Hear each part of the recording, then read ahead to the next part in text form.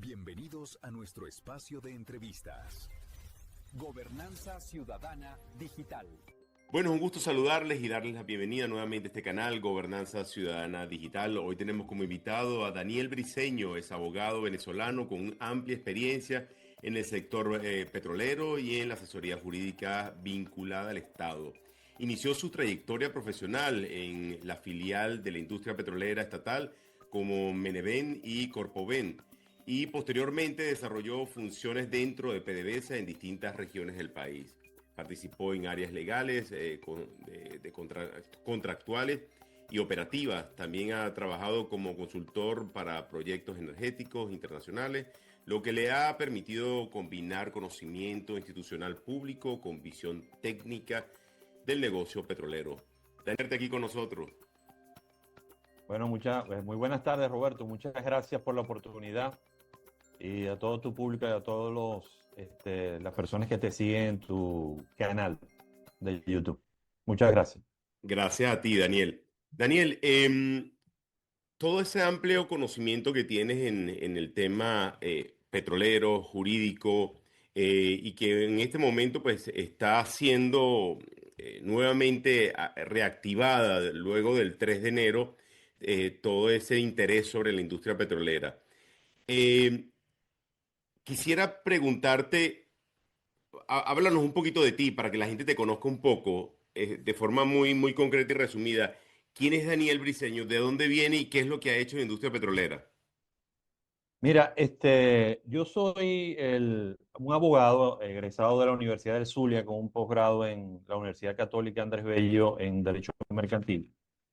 Pero yo fui becado por la Mene Grande Oil Company para estudiar Derecho, pero dentro de la filosofía de la industria petrolera.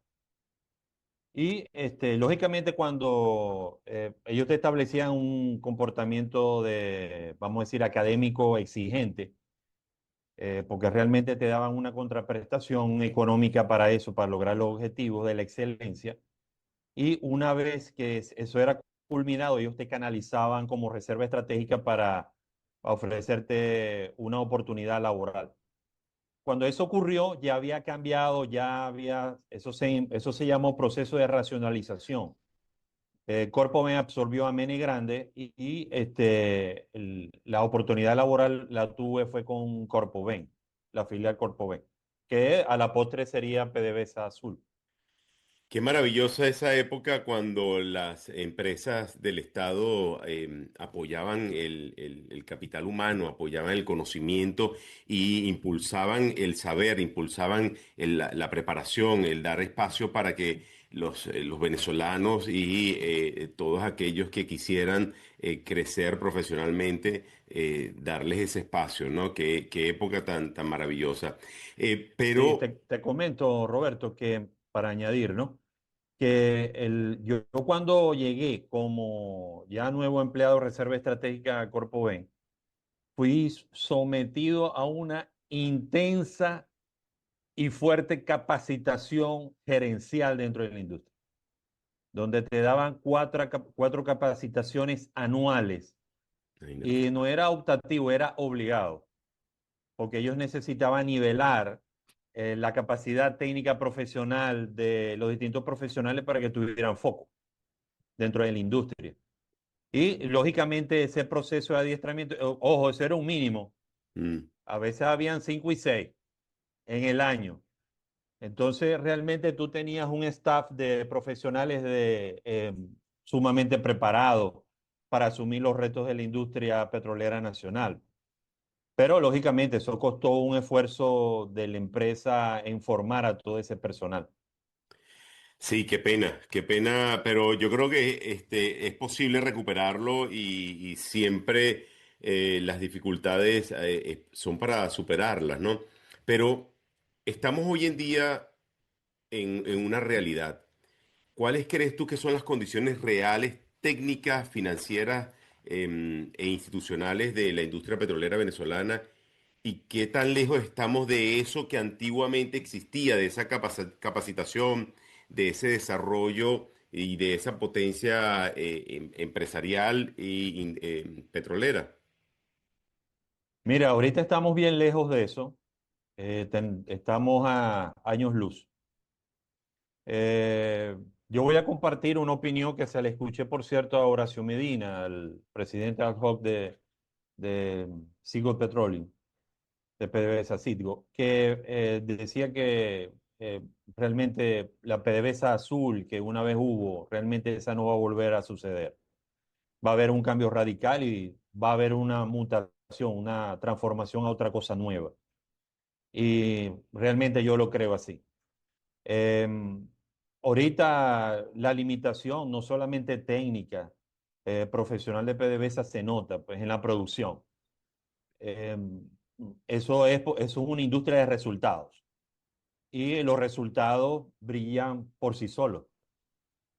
Por darte un caso, por lo menos en Occidente se producían 1.500.000 barriles diarios. Actualmente se producen en contratos de participación productiva unos 270.000 barriles y PDVSA Directo está produciendo 64.000. O sea, prácticamente la merma es de 1.200.000 barriles de producción. En Oriente es casi lo mismo, un poquito mejorado porque la zona Oriente está en mejores condiciones operativas y realmente vamos a decir, la inversión en la faja se mantuvo a lo largo del tiempo con vaivenes, pero se ha mantenido. Y ahí hay una producción de 410.000 y en la parte de operación propia alrededor de 300. O sea que se está produciendo unos casi 700.000 barriles. Entonces, eso a la postre, esto quiere decir a grandes rasgos, porque hay un problema en la industria que no tenemos calidad del dato. La gente que es de la industria, que ama este sector, que lo lleva en las venas, para poderte actualizar a nivel de data, realmente no consigue. Los números se cruzan, no hay una fuente fidedigna, no está en el Ministerio de Energía y Minas o el Ministerio de Petróleo, como se llame ahorita, no está en PDVSA los datos actualizados y eso dificulta el proceso de calidad del dato. Pero estos números, incluso que yo te acabo de compartir, vamos a tomarlo como aproximado, clase 2 como lo llamamos los que manejamos esto, porque llegar a un número fidedigno es bastante difícil actualmente cuesta arriba. Sí, bueno, hace poco conversando con un ex colega tuyo también de PDVSA, hablábamos sobre que no solamente estaba vencido esa preparación, esa formación y esos cambios que son necesarios para la industria petrolera, sino también están vencidas muchas licencias que son críticas dentro del sistema petrolero, incluyendo software especializado, certificados técnicos, plataformas operativas. ¿Qué impacto tiene todo esto en la parte operativa del sector?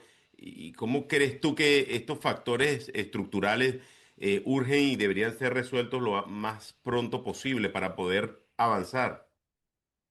Mira, afecta radicalmente porque por lo menos hay licencias administrativas operativas internas de la gestión diaria del negocio petrolero que las lleva PDVSA, ejemplo SAP. Esas licencias tenían tiempo ya sin renovarse. Y así lo mismo con Microsoft y otras, ¿no? Pero hay licencias también operativas.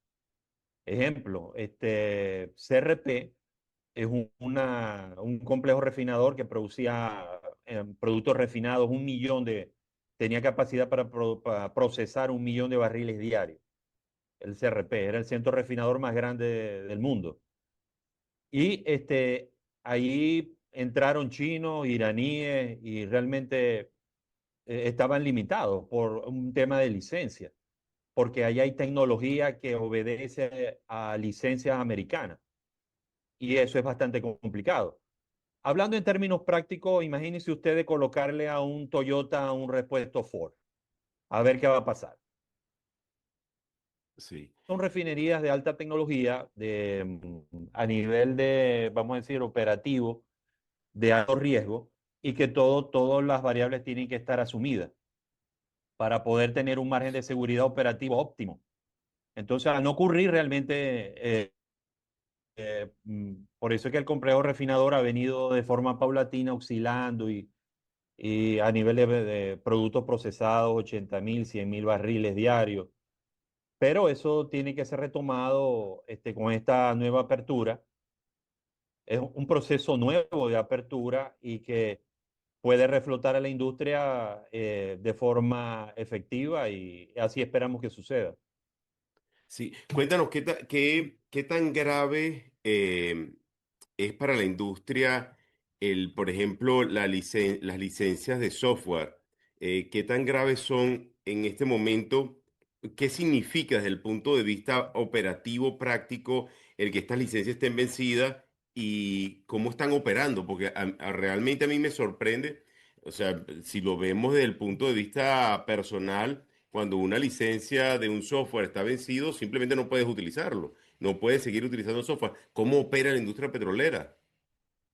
Mira, ellos tendrán, realmente no conozco cómo están, vamos a decir, esquivando el problema, pero por lo menos uno de los inconvenientes que tienen estas licencias internas, por lo menos SAP, es que tú no tienes un control efectivo diario a nivel financiero. No sabes cuáles son los movimientos que están ocurriendo a nivel financiero, no tienes el flujo de caja vigente certero de cuánto implica un desembolso a través de la industria, algún pago, realmente todo eso era controlado con monitoreos de forma diaria a nivel financiero en casa matriz. Y al no poder ocurrir, realmente es bastante cuesta arriba. Eso a nivel financiero. Pero a nivel de operaciones, todos los indicadores de producción eran vaciados a través de SAP. Todos los niveles de aprobación a nivel de producción eran vaciados a través de SAP. Todo a nivel de compras, Mm. tanto locales, llámese Venezuela, como exterior, Baribén, eran manejadas a través de SAP.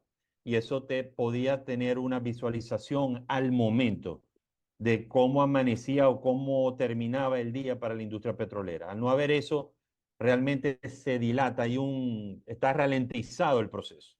Ok, tú lo puedes hacer, tú te puedes comunicar con alguien a través de correo electrónico. Por ejemplo, a nosotros se nos cae esta señal y podemos usar WhatsApp, pero no es lo mismo. El problema es con los homólogos a nivel internacional, porque tú cuando eres una empresa de clase mundial necesitas homologar procesos y tú te miras con tus iguales de la misma manera. Entonces, es la forma de ranqueo. Por eso es que nosotros, o sea, digamos nosotros PDVSA, en el año 96, en el ranqueo de aquella oportunidad, PDVSA estaba de segunda de empresa petrolera del mundo después de Saudi Aramco, la tercera de la Exxon, en el 96. Esos ranqueos que se hacían de la industria, que por eso es que viene allí la expresión de que PDVSA es la empresa, una de las empresas mayores del mundo y todo eso, se hacen a través de homologación de procesos, tanto operativo como de producción, como evaluación financiera, para poder rankear a las empresas y poderlas confrontar con tus iguales. Eso se llama benchmarking. Ujú. Ese proceso de compararte con tus competidores es lo que te da el nivel cuando tú tienes el ranqueo. Es decir, tú no puedes hacer un proceso de benchmarking entre dos equipos de grandes ligas con un equipo AA, porque ese equipo de AA está fuera de ranking. O sea, no tiene procesos homologados a la Major League Baseball. Entonces, compiten entre iguales. Y esa competencia tiene que ser homologada con estándares, tanto de auditoría, proceso de producción, financiero, etcétera, etcétera. Sí, a ver, si lo comparamos al nivel de jonrón, ¿cómo podríamos interpretar entonces la ley de hidrocarburos, esta nueva ley, o la reforma que introducen cambios relevantes como la mayor participación privada, arbitraje para la resolución de conflictos, tras las funciones de estratégicas del ministerio? ¿Cómo podemos llevar? ¿Esto es un out o un jonrón? Mira, para mí, de donde venimos, esto es un gran slam. Ok. Este horror con las bases llenas en el noveno inning y con 2 outs. O Ok. sea, esto es un paso gigante. Yo, del 1 al 10, yo le doy a esta ley el 8. Y esos 2 puntos que faltan, no se los doy por una cuestión propia mía de visión a nivel de la ley, porque, ejemplo, la definición que trae la ley, por acá la cargo, de por lo menos los contratos para el desarrollo de actividades primarias, el artículo 40 al 44, la definición que usan del outsourcing es bastante precaria. Y vaya lugar, hay que hacer realmente propuestas. Lo ideal hubiese sido definir la figura jurídica en la ley especial, porque la ley de hidrocarburos es una ley especial, entre yo definir los contratos de participación productiva, que no es más que una figura que el mismo gobierno venía amasando desde la ley antibloqueo y las 7 transformaciones, que son leyes de la República que están incluso publicadas en Gaceta Oficial, que vienen derivadas del Código de Comercio venezolano, que tiene los contratos de cuentas de participación. ¿En qué consiste? En que el gestor del negocio, el dueño del negocio, le da una participación a otras personas y en razón de en qué medida esa gente participe, yo te doy un porcentaje del negocio, pero el negocio sigue siendo mío, del gestor. De esa figura de los contratos de cuenta de participación, que son figuras muy viejas, porque nuestro código es un aparato legal demasiado viejo, es de la época de los veleros, viene copiado del Código de Comercio italiano y realmente para la época actual no sirve. Por eso es que hay que hacer unas transformaciones profundas a nivel de instrumentos modernos de negocio. Con decirte, Roberto, yo tengo en mi libro una letra de cambio. Yo abrí el libro en una oportunidad que estaba revisando unas cosas y mi hija, que está ya prácticamente por graduarse de médico, me pregunta que qué era eso, como si fuera algo raro, ¿no? Entonces yo vengo y le digo, mira, esto es una letra de cambio. Y ella me pregunta que para qué sirve. O sea, los muchachos hoy en día no saben qué es eso. Debería haber en la carrera de Derecho algo así como historia del derecho y meter todas esas cosas que están en desuso. Entonces, yo fui incluso yo soy profesor asignado en una universidad privada aquí en el Zulia, y cuando me sacan el pénsul y me dicen que participara dentro del pénsul de estudio ordinario, yo le decía, mire, yo no puedo participar en esto es demasiado viejo. Yo no puedo, mi alma no me da, porque yo trato a lo novedoso. Entonces, yo quisiera que los muchachos hoy en día que estudian Derecho supieran lo que es un consorcio. Nosotros no tenemos definido la figura del consorcio. Fue por accidente en los años 90 que una sentencia laboral, imagínate tú, se nombró lo que era un consorcio y medio se definió. Pero nosotros no tenemos en una legislación moderna lo que es eso. Menos alianza, contra menos lo que es un joint venture y lo que son estas figuras de outsourcing, contratos de financiamiento, menos. Por eso es que el propio legislador hace un desarrollo de definición bien tosco, bien limitado, pero hermano, para de donde venimos esto es la gloria. Entonces, bueno, vamos a trabajar con esto. Fíjate tú que en el artículo 42, y esto vaya el mensaje para la gente que estudia el derecho y que se conectan con la parte de la legislación petrolera, definen en el artículo 42, en el numeral 1, son los contratos de cuentas de participación, los contratos de participación productiva, lo que llaman CPP. Pero en el artículo 41 y en el numeral 2 dice cualquier otra forma de participación en los beneficios sea determinado por el Ministerio de la Competencia del ramo. Claro, porque como esas figuras no están definidas en la legislación, tuvieron que de forma forzosa colocarlo aquí. Yo si hubiera sido legislador, hubiese hecho una contribución allí para tratar de mejorar eso.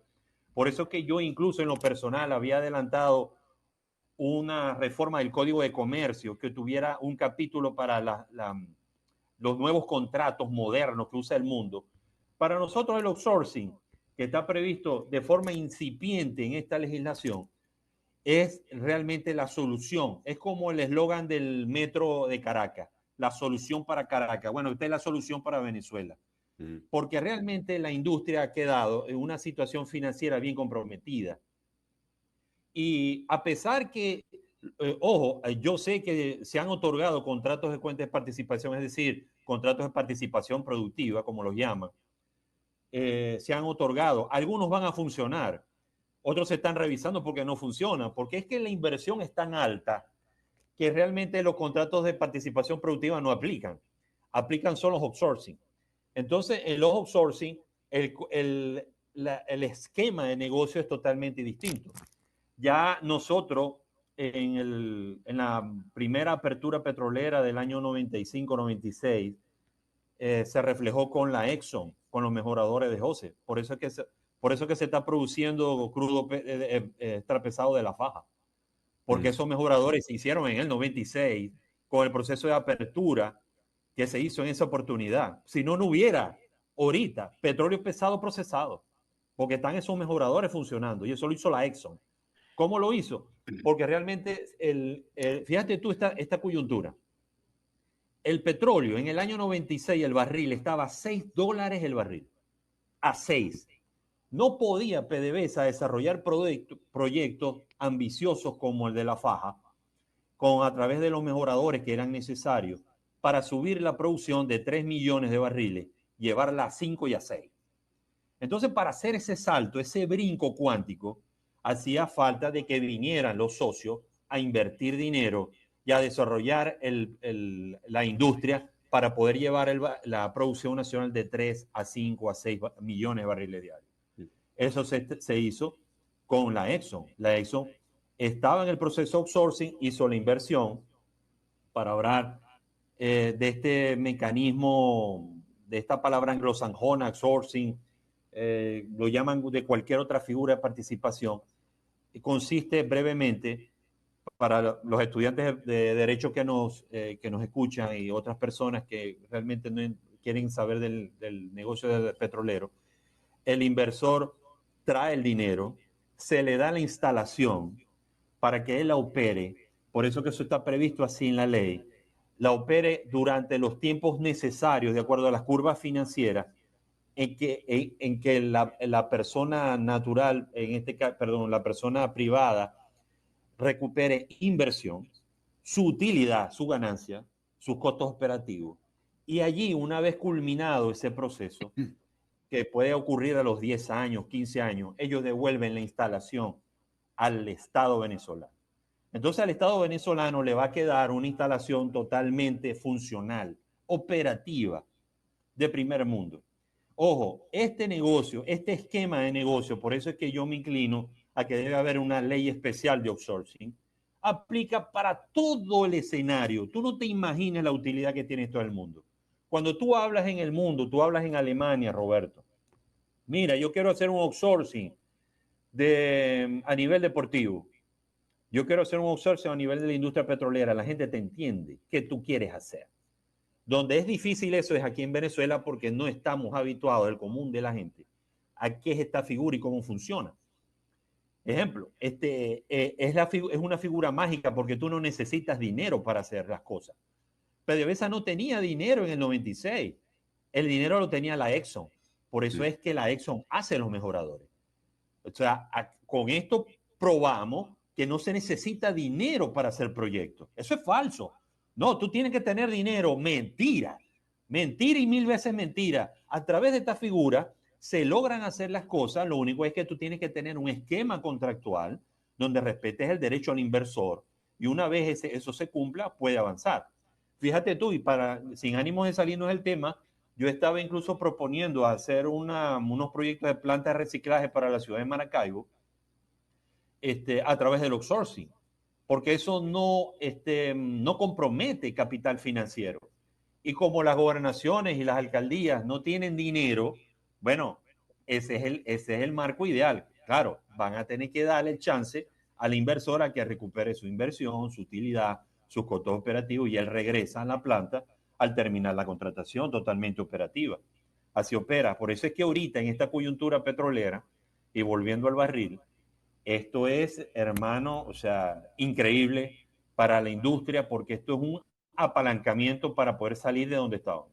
¿Cuál es el estatus que tiene la implementación de esta ley en este momento? ¿En qué estatus está? Y sí, ¿qué se está haciendo en este momento? Mira, PDVSA internamente está haciendo cambios administrativos internos, ¿no? Pero esta ley obedece más a el sector privado. Hay muchos sectores, llámese empresas operadoras con aspiraciones a producir petróleo que están haciendo sus contactos en PDVSA, sus contactos a nivel de la OFAC a través de la Secretaría de Comercio de la Embajada Americana, que los están empezando a atender. Y bueno, ellos están haciendo ese protocolo porque esto lleva un flujo, como dicen los brasileños, lleva un flujograma de proceso de paso a paso que tienen que cumplir. Entonces, ahorita estamos a pocos días de haberse promulgado, ya la gente se está empezando a mover. Ojo, hay que aclarar que esta ley está en vacatio legis. Esta ley entra en vigencia el 29 de julio, o sea, prácticamente el 1 de agosto de este año. Sin embargo, hay que ir al paso porque se tarda el proceso administrativo entre el ministerio y PDVSA, se tarda para poder llevar este proceso.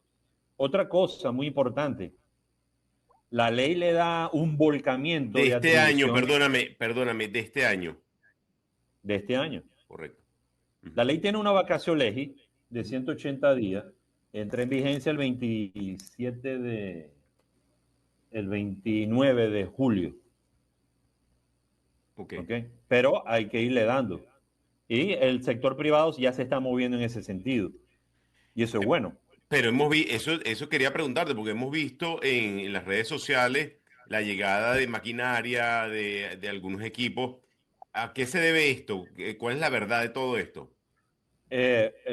Bueno, la verdad de todo eso es que hay vamos a decir, un proceso de aceleración de los procesos que ya se venían dando. Ejemplo, si yo tenía presupuestado, porque esos camiones que tuviste son de la faja. Esas operaciones están en la faja. Entonces, se dan procesos de mantenimiento, pero yo, vamos a decir, internamente la empresa privada, para no nombrarlo, porque ahí hay varios, uno en exclusivo. Ejemplo, tenía una cesta de mantenimiento de hacer RARC o cold tubing, hacerle en un pozo. Voy a hacer, ejemplo, este mes voy a hacer 5, decidí aumentarlo a 10. Entonces necesito más equipos. Entonces están trayendo esos equipos para eso. Pero hermano, aquí, como le digo, aquí el cielo es el límite. En la medida en que logremos ahora recuperar la capacidad productiva del resto del país. Porque este país, yo escucho faja, y faja para acá y faja para allá. Pero la producción del país, incluso aquí hay unos campos que son mucho más atractivos a la faja. Y yo no escucho que los nombran. Ejemplo, los campos que están en Apure son pozos que se completan en 10 días. Son pozos que se hacen en 10 días y son pozos someros. Es decir, a poca profundidad. Y sale condensado, gasolina. Petróleo parece gasolina. Ajá, ¿por qué no invierten allá? Y la producción en Barina está apenas en 1.200 barriles. Esa es una buena pregunta, ¿por qué no invierten allá? Bueno, porque hay que dar las condiciones, ya las condiciones están dadas. Yo estoy canalizando inversores que me están preguntando, yo le estoy diciendo, mira, yo les digo, ¿ustedes quieren algo fácil, cómodo, con ciertos riesgos? Porque siempre el negocio petrolero tiene riesgos. ¿O quieren algo extremadamente difícil para una operación de faja? Me dice, queremos todo. Bueno, entonces yo vengo y les digo otros escenarios que son muy viables y que están en la mesa de este país. Entonces, hay que hacer las diligencias con los inversores porque uno actúa con ellos como asesor. Uno los acompaña en el proceso de conquista de esos contratos que tiene que ver con compresión de gas. Este es un país que está Roberto, está sobre un océano de gas y no le estamos aportando el gas. La solución de este país energética está en el gas. Aquí, este país se activa a nivel de producción y se apaga, porque con esta capacidad eléctrica no podemos. Por ahí se está hablando que en el Zulia hay casi 6.000 pozos inactivos por el problema de energía. Entonces se necesita una nueva termoeléctrica porque, para hablarte de casos específicos, a nivel del Zulia tenemos una termoeléctrica que ya está en desuso, está desactualizada, no da la capacidad. Entonces hay que hacer una más grande. Entonces tenemos en el Golfo de Venezuela una capacidad bastante alta que son prácticamente 580 millones de pies cúbicos de gas a nivel de Perla en ese consorcio que tiene Repsol con Eni, y que parte de ese gas puede venir al Zulia o a Occidente.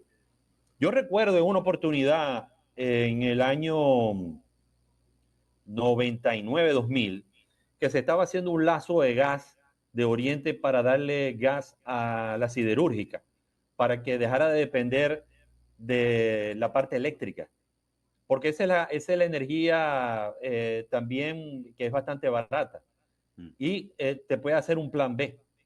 Entonces, mi recomendación para el secretario de Energía norteamericano, Chris Wright, yo le hago un llamado que por favor ponga su visión en la parte de gas del país, porque ahí tiene el respaldo energético que este país necesita. Si usted, señor secretario de Energía de Estados Unidos, piensa apalancarse solamente en la energía del Guri, está haciendo un flaco servicio al país. Entonces, como buen norteamericano, usted va a tener un plan A y un plan B. El plan B está en el gas. Pero para reflotar el gas, tú necesitas reflotar casi 7 plantas que están en el suelo en el oriente del país.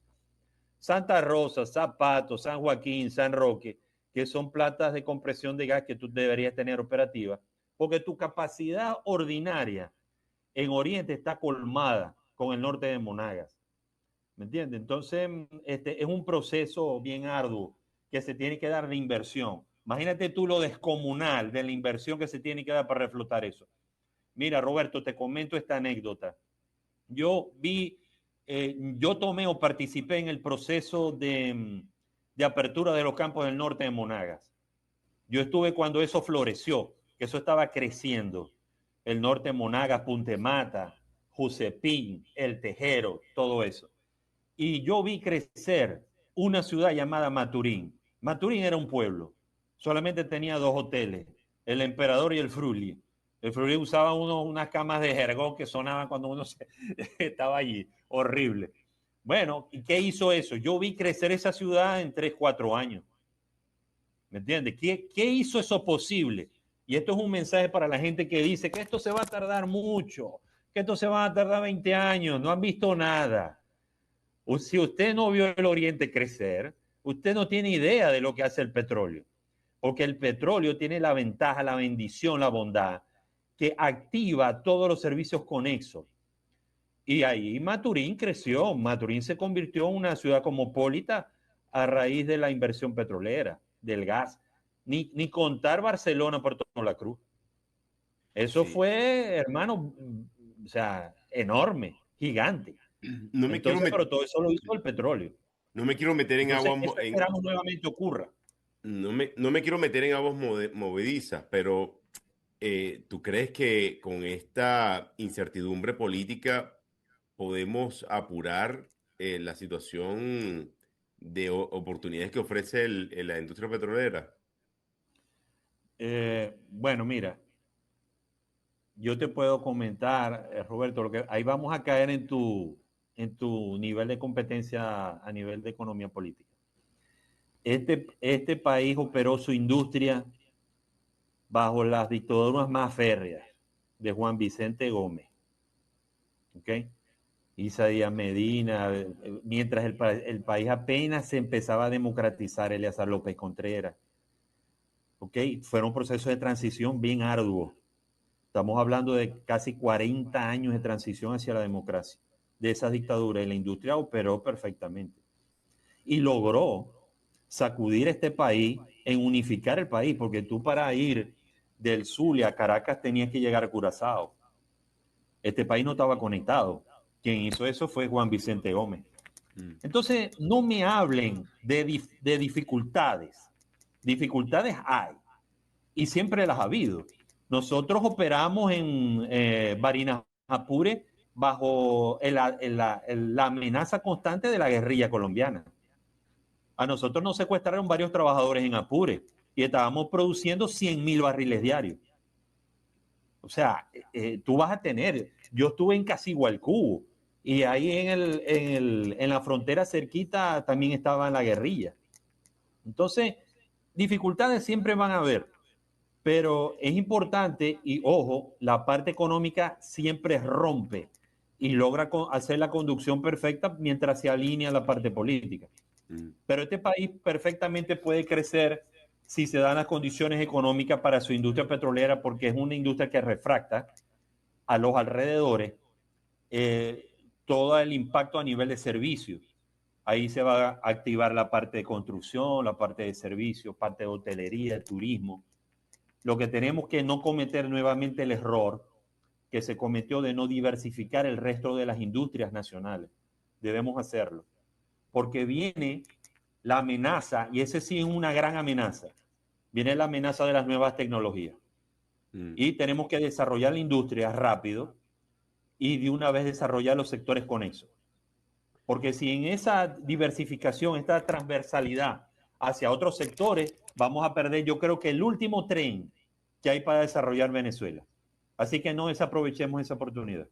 Eso es un buen punto, eso es un buen punto porque creo que mucha gente no lo percibe de la misma forma, tal vez un poco de desconocimiento. Pero fíjate, Daniel, la recuperación del sector parece depender de decisiones estratégicas claves. Em, y aquí te hago una pregunta en esa visión tuya, por experiencia. Si dependiera la responsabilidad directa en un plan tuyo, ¿cuáles serían las tres primeras medidas urgentes que aplicarías para reactivar la producción y recuperar la confianza internacional? Las tres medidas, hay un elemento que es indispensable, que es confianza. Si tú estás desarrollando un sector, necesitas es más, tú no necesitas una ley, tú necesitas confianza. Y voy a tomar como ejemplo Colombia. Colombia, cuando estuvo sometida a una agitación subversiva de la guerrilla, estaba haciendo su florecimiento de su industria petrolera nacional.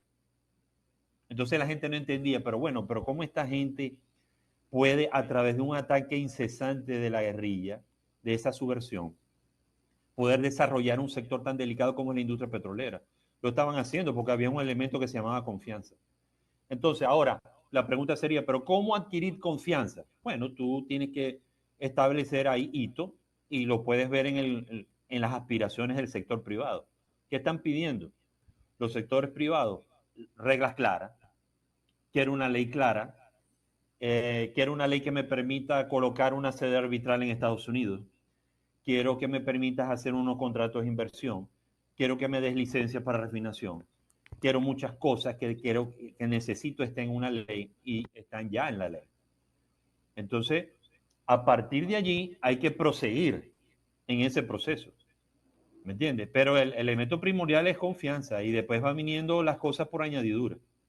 Pero Sí, temas y, vamos a decir, aspectos adversos a la industria, siempre han habido, toda la vida. Y habrán, pero la industria sabrá surfear eso. Hay mucha gente capacitada en la industria que conoce el sector y sabe cómo moverse cuando hay elementos adversos que imposibilitan la operación.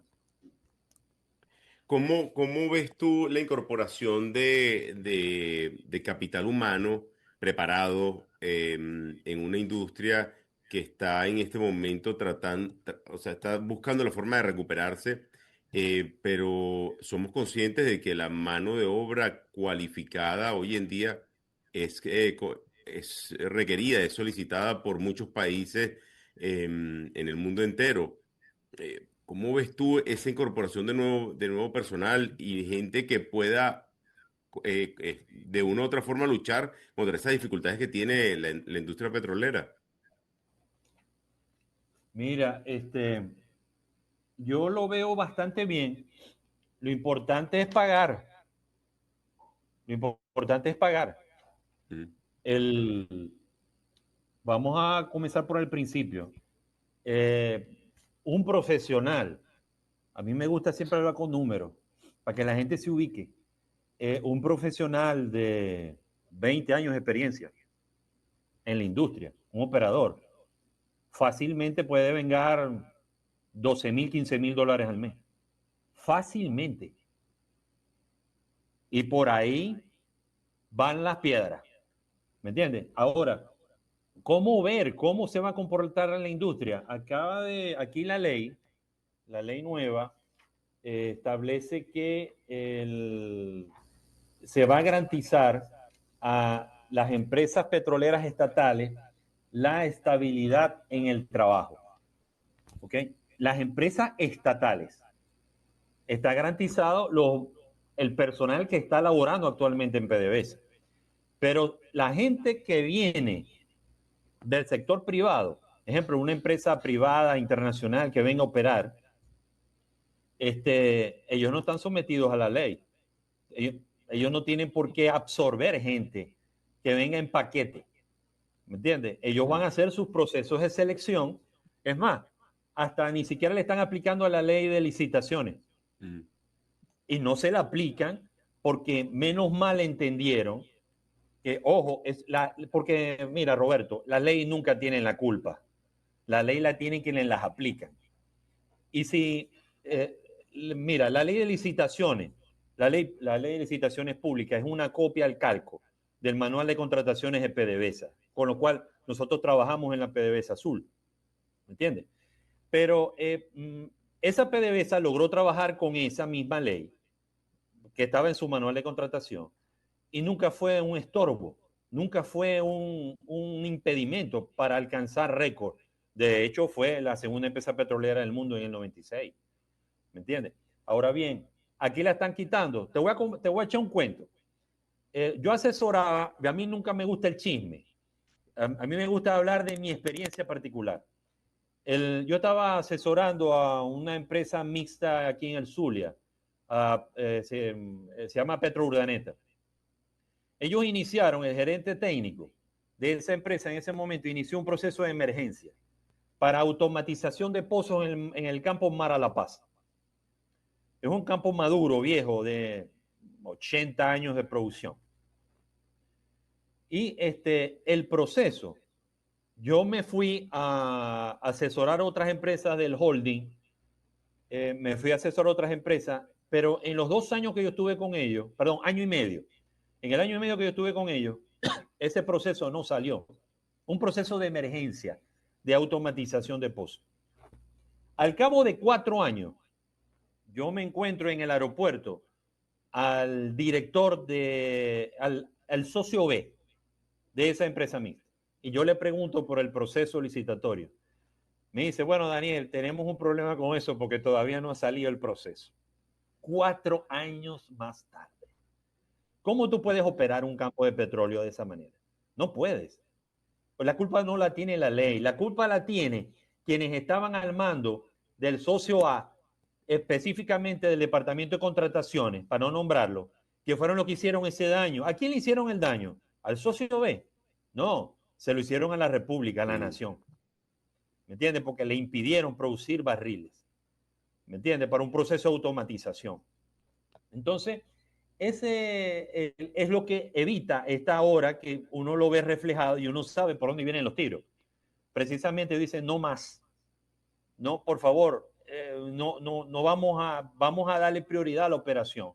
Y eso está bien, porque tú vienes de un proceso crítico, vienes de un proceso de desinversión, que ahora tienes que multiplicar el proceso de inversión a nivel nacional para recuperar la producción y las curvas que están todas caídas y llevarlas a más. Incluso lo que está mejorcito, mejorarlo incluso más, como es la faja. La faja está, si se quiere, si tú lo comparas con otros procesos de producción, está bien. Está muy bien, pero tiene que llevarla más, porque la faja puede producir mucho más. Entonces, ese proceso, como tú dirías, ¿cómo va a comportarse? Bueno, las empresas privadas captarán el personal que le haga falta, ¿ok? Lo van a someter, como dice aquí, a sus procesos internos. La industria petrolera, los inversionistas, las empresas de clase mundial a nivel internacional tienen unas normas. Otra cosa que yo quisiera que supieran en las universidades es que hay una cosa que se llama el compliance, el due diligence, que tienen que conocer eso, que eso es más férreo que una ley.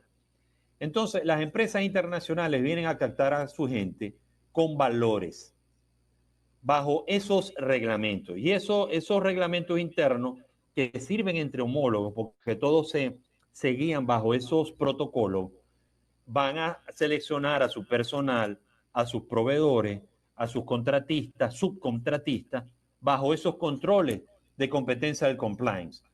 ¿Qué quiere decir eso? Que no puede haber corrupción, que tú no puedes llegar a una oficina dándole un regalo de un reloj a alguien y ese tipo de cosas, porque eso está en el compliance. Eso es lo que es compliance.